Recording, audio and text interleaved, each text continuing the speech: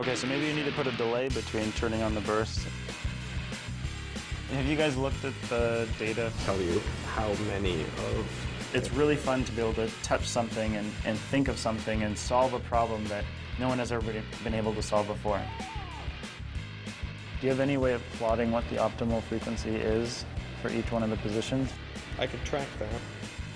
My name is Yale McGuire, and I am Chief Technology Officer at ThingMagic.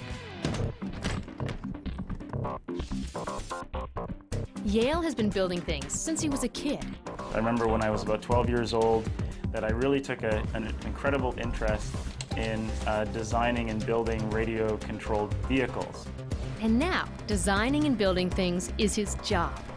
Like this little piece of technology that's starting to make a big difference. This is a tag. This is an RFID tag. RFID stands for radio frequency identification.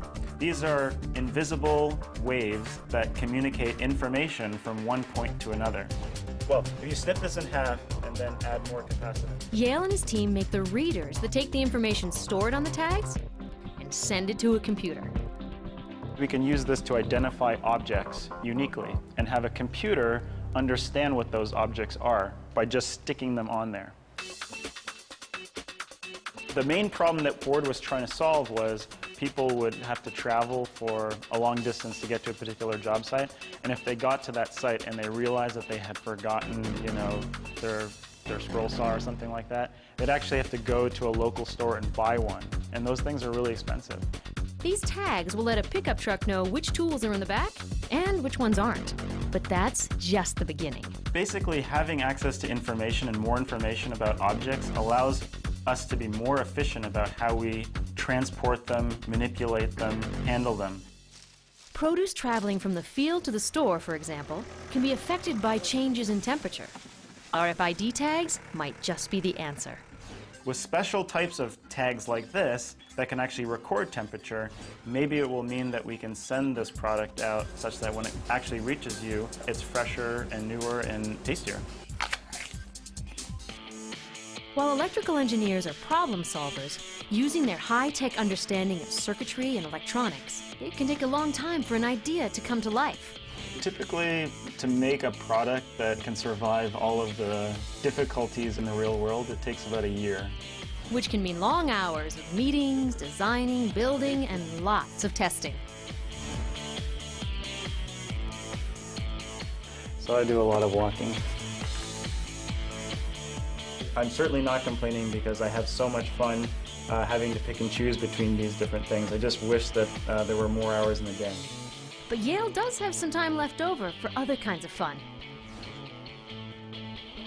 In fact, it's actually, I think, a good thing to be able to take a break from what I'm working on and be able to focus on something, keep my mind focused on one particular activity.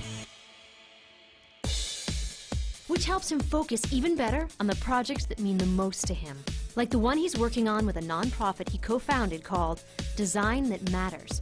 And this is really just to show that the concept is possible, and then later on we'll develop things that we can experiment with and test in the field and so forth. They design products especially for use in developing countries, like this prototype of a low-cost infant incubator. We want to make something that's easy to use in developing countries and will save children's lives. Using parts from cars and other common machinery, Yale and his team developed a life-saving product that's not only low cost, but most any repair person or auto mechanic can keep it running. I think part of why I'm excited about engineering and science always is to be able to look at a problem, spend some time with it, work with colleagues, and then finally figure out how to solve it. When you finally solve one of those problems, one of those key problems, it's such an incredible feeling. Life's too short to not pick exactly what you want to do. If you can do it, try to just work towards that and work as hard as you can to realize that dream. And for engineer Yale McGuire, it doesn't get more exciting than this. I chose a career that I knew I was going to be passionate about and that I was going to love for the rest of my life. Tag, you're it.